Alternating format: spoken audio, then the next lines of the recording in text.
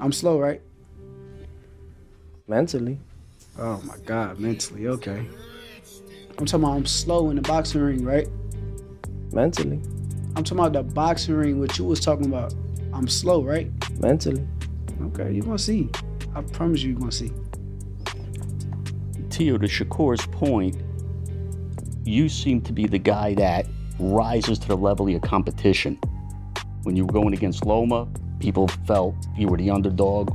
Josh Taylor, the same thing. And those are the fights where you really showcased your skills and abilities and upset the odds. Is this another fight where you're coming in there with that mentality to upset the odds? Just put him in front of me and I'll beat him. Not about the odds. It's about, I guess defining them. You define the odds. Everybody's against you, great. That's when you know you're doing great. I put a thing out there. It's like, if you want to be liked in this sport, be a good boxer. You want to be loved in the sport, be the best boxer. But if you want to be hated in this sport, including the odds, be the greatest boxer. Two undefeated minds, one silent war, smiles on the surface, tension underneath. This isn't trash talk, it's psychological warfare. Shakur stays calm. Teofimo brings chaos. One philosophy will break when the bell rings. Watch closely, because this face-to-face already revealed who's cracking first. It was a quiet psychological crime scene. And every pause, smirk, and sideways glance told a louder story than the trash talk ever could. Because when Shakur Stevenson... I don't know if it's 2011 or 2012 National Junior Olympics, or Junior National Golden Gloves.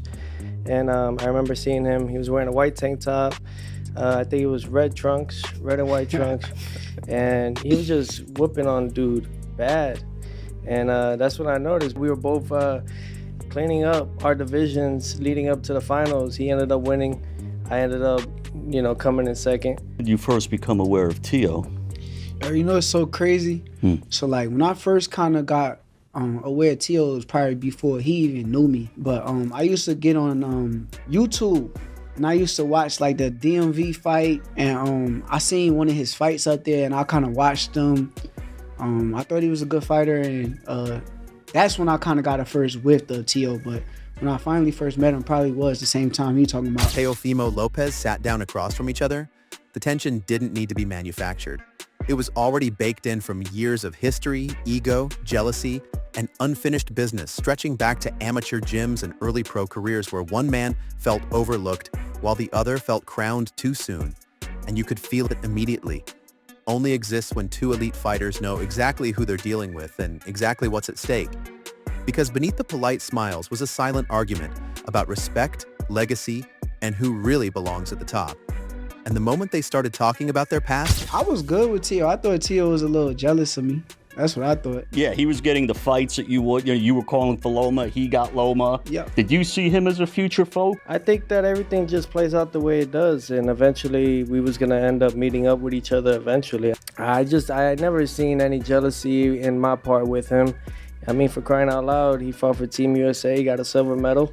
And, not during them times though, and bro. The whole thing not was during them times. pushed. I'm speaking on the times where I felt like you had a push start. You got the you used to be ahead of me far as like ESPN only like black fighters and all that kind of stuff. And when you said that, I kind of felt like it was a shot at me. So I felt like it was a little bit of jealousy. No, I just didn't give an F. That's all. Cool. Just didn't give an F about it. The crack showed fast, with Shakur openly admitting something most fighters would never say out loud, that watching Teofimo get early opportunities stung a little. Not jealousy in the childish sense, but the sharp awareness of being great before the world was ready to admit it, while Teofimo brushed it off with a dismissive, "I didn't care." When you hear a guy say he might not just stop you, but he might make you quit in the fight. Make me quit is crazy. Like, I don't got no quit in me, but it's cool. He's supposed to feel that way. Like, he's supposed to say the things that he's saying. He's not saying nothing out of the ordinary or something that I didn't expect.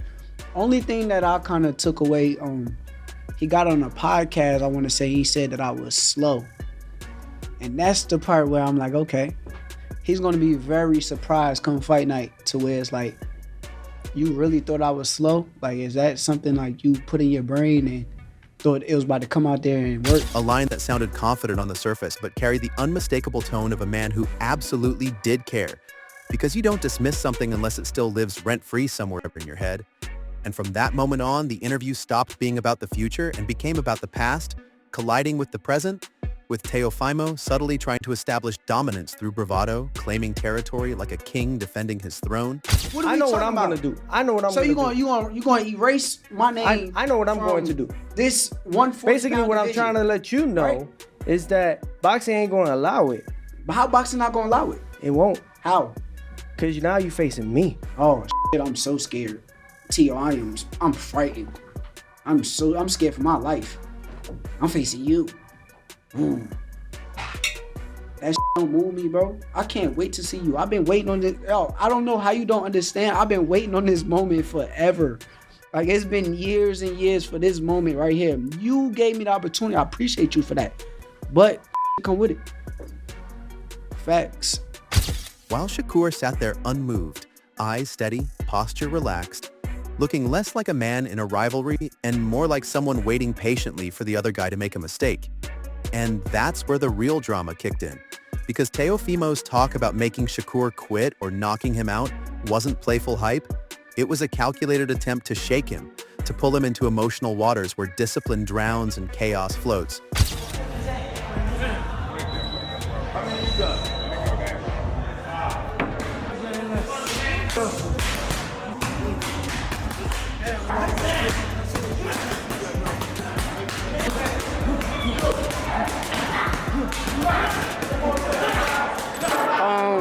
It's all fun and games, man. We just in here having fun, joking around and letting them get some experience. You know, when you boxing, you got to box in front of a lot of different people. So being that they in front of a lot of people right now, we kind of gassing it up, making it feel like it's an atmosphere of a fight. So. But Shakur didn't bite. Instead, he chose the most dangerous response possible, calm offense, taking quiet issue with being called slow. Not raising his voice, not puffing his chest, just letting the implication hang in the air that Teofimo might be wildly underestimating what's coming. And that's when the roles became crystal clear. Because Teofimo fights like a storm, feeding off disrespect, noise, and doubt, while Shakur fights like a chess grandmaster, collecting data, storing patterns, and waiting for the exact moment to punish impatience. And this interview exposed that contrast perfectly, with Teofimo leaning into chaos, believing emotion sharpens him. Got it. That's good. I feel great. Sprints kind of be getting me right, get my conditioning right. Sometimes in a fight could turn into a sprint. Cause it's like, start the pace fast as hell and then they can't keep up the pace. But the sprints will kind of get you in shape to where once you break down, sometimes you get a second win. Then you get another win. Then you get another win after that. So I did the sprints a lot in a Jamel Herring fight. That's why you seen me fight at a fast pace. And then once I slowed down, I picked it back up and I had all the energy in the world to do it. So we locked it. While Shakur leaned into silence, knowing clarity is his weapon.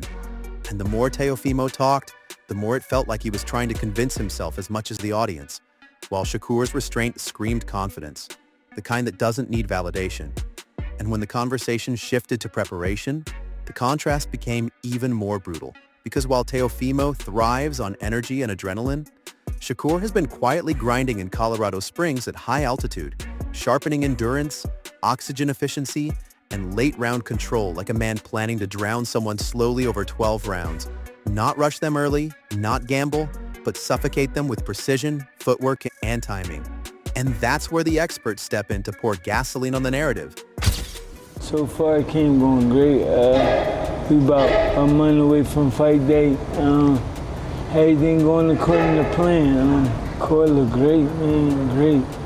He getting the rounds in. Everything going there according to schedule. We coming for the victory. Me as a trainer, I don't train to go the distance. I think that's wear and tear on the body. You put all the work in camp to make the fight night as easy as possible, and that's what it. With voices across boxing pointing out that this fight isn't about who hits harder, it's about who stays themselves the longest. Because Madison Square Garden isn't just a venue. It's a pressure cooker, a legacy amplifier, a place where confidence either crystallizes or collapses. And MSG historically fuels Teofimo when he's doubted, turning boos into adrenaline, while simultaneously rewarding fighters like Shakur who don't panic when the lights get brighter, and analysts keep circling the same theme like sharks. Opposite energies, opposite mental wiring.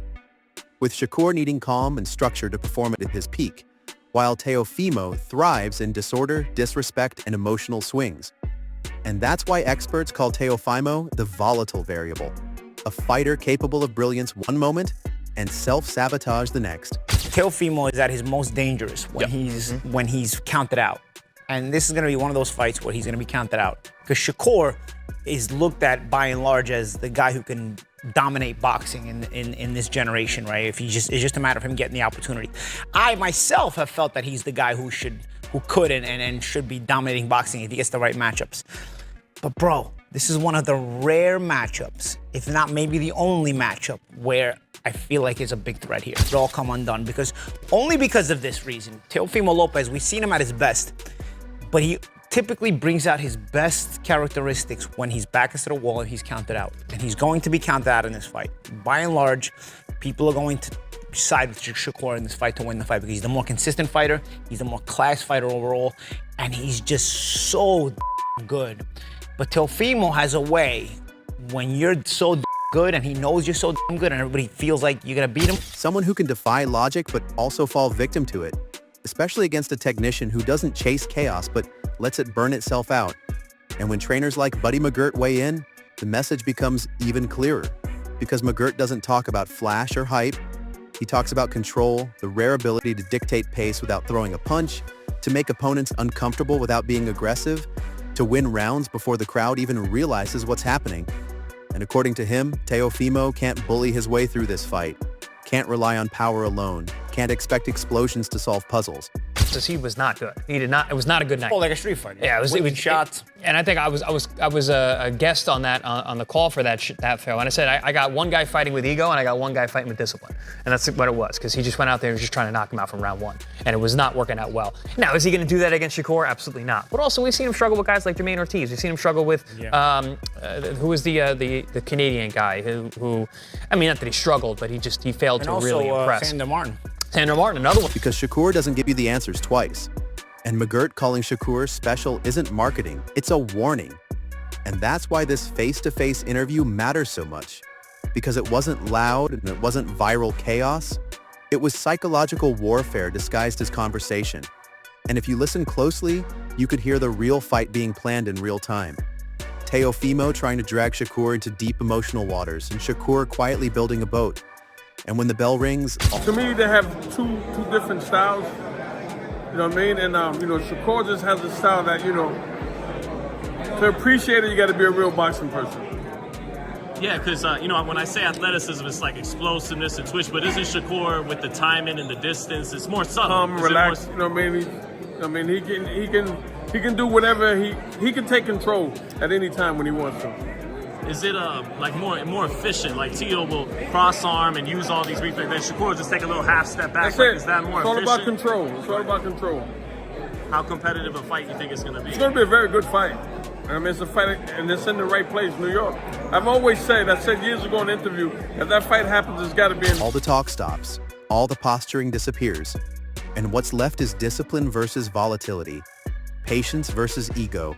Calculation versus impulse. And one of these philosophies always breaks first because storms burn out. But systems endure, and this interview didn't just sell a fight. Definitely. Why is that? He's the best at that weight. No one's going to beat him at that weight. He can go up to 47 and win a title. That's how good he is. I mean, it's going to be a good fight. I'm glad it's finally happening, a good fight in boxing where you got two very skilled fighters. And look, I love Teofimo. I picked him to beat Lomachenko. You know what I mean? But I just think that Shakur's on another level. It exposed exactly how it might end. Two minds, two egos.